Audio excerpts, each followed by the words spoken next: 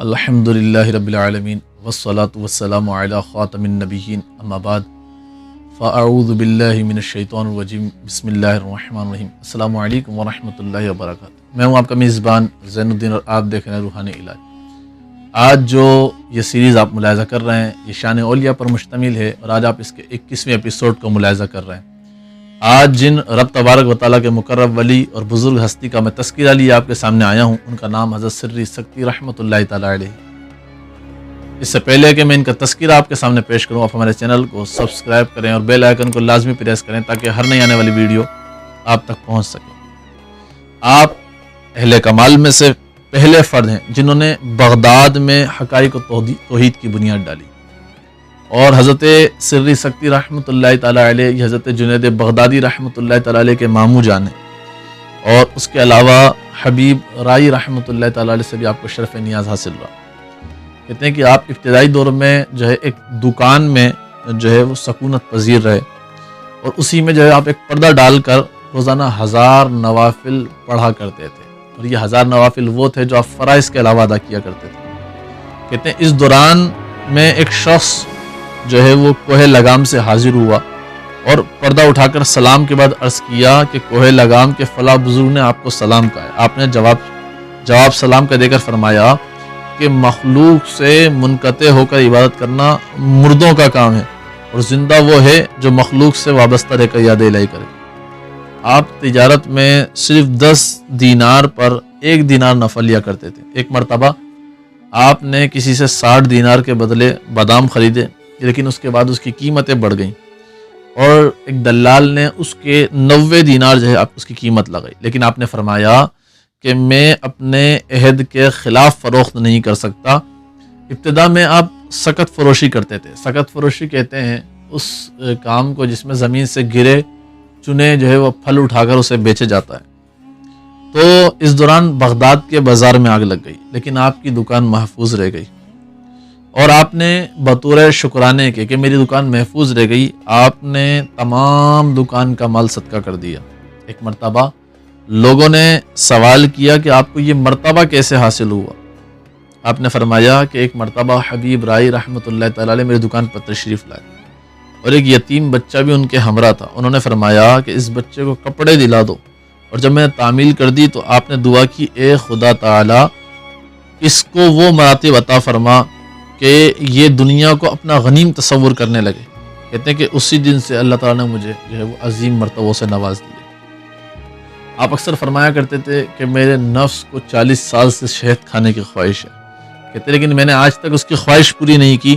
پھر فرمایا کہ میں ہر دن اس وجہ سے آئینہ دیکھتا ہوں کہ کہیں سیاہ کاری کی وجہ سے، کہیں گناہ کرنے کی وجہ سے میرا چہرہ تو سیاہ نہیں ہو گیا، اور فرمایا کہ کاش پورے عالم کے غم مجھے مل جائیں تاکہ تمام لوگوں کو غموں سے رہائی حاصل ہو جائے۔ فرمایا کہ جب کسی مسلمان کے سامنے میں داڑھی میں خلال کرتا ہوں تو یہ ڈرتا ہوں کہ کہیں منافقین میں میرا شمار نہ کیا جائے۔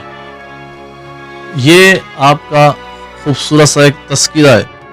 ایک مرتبہ آپ اپنے واعظ کی مجلس میں واعظ فرما رہے تھے، اس دوران جو ہے مصاحب کا نائب احمد بن یزید بڑے تذخ و اختشام کے ساتھ، یعنی بڑی شان و شوکت کے ساتھ مجلس واعظ میں آپ پہنچا، اور اس وقت آپ کے واعظ کا موضوع یہ تھا کہ مخلوقات میں کوئی بھی مخلوق انسان سے کمزور نہیں، لیکن اس کے باوجود بھی انسان بڑے بڑے گناہ کا ارتکاب کرتا رہتا ہے۔ اس تقریر کا احمد بن یزید پر ایسا اثر ہوا کہ گھر پہنچ کر بلا کھائے پیے پوری رات عبادت میں مشغول رہا۔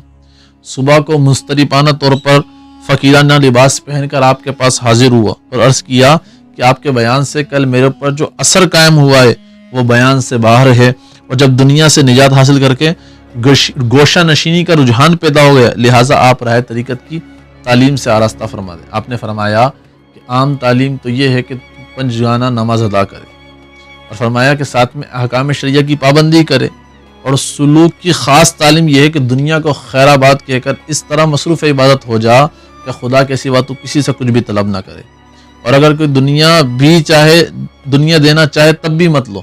یہ سن کر احمد بن یزید بہت کمزوری کے عالم میں نامعلوم سمت کی طرف چل گئے، اور کہتے ہیں کہ کچھ عرصے کے بعد ان کی والدہ روتی پیٹتی آپ کے پاس آئیں اور عرض کیا کہ میرا تو ایک ہی بچہ تھا، اور وہ بھی آپ کی صحبت میں دے کر دیوانہ ہو کر نہ جانے کہاں چلا گیا۔ آپ نے تسلی دیتے ہوئے فرمایا کہ جب وہ آ جائے گا تو میں تمہیں مطلع کر دوں گا۔ ایک دن احمد بن یزید انتہائی کمزور اور لاغری کی حالت میں آپ کے پاس آئے۔ جیسے ہی جو ہے وہ آپ کی خدمت میں حاضر ہوئے تو انہوں نے عرض کی کہ آپ نے خواب غفلت سے بیدار کر کے مجھ پر کرم فرمایا، اللہ تعالیٰ آپ کو اس کی جزائے خیر عطا فرمائے۔